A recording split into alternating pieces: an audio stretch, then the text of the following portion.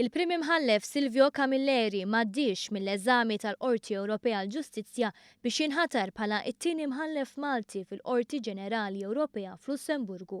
Dan għaliex m'għaddiex mill-eżami tal-orali bil-Franċiż li jsir lill-kandidati prospettivi fl-oqsma tal-Liġi Ewropea li jsir minn imħallfin Ewropej irtirati esperti fil-Liġi Ewropea u mill-President tal-Qorti nnifisha.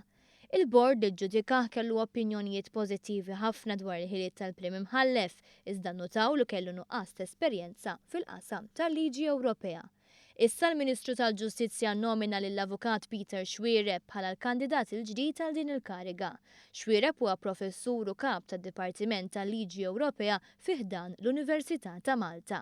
F'Malta Silvio Camilleri għadda minn proċess ta' evalwazzjoni permezz ta' bord ippreżeduta minn Ina Cremona. B'hekk Silvio Camilleri żomm postu bħala l-Prim Imħallef tal-Qorti Maltija. Camilleri li fil-passat serva ta' Avukat Ġenerali ħa post Vincent De Gaetano meta dan sar imħallef fil-Qorti Ewropea tad Drittijiet tal-Bniedem fl-2010.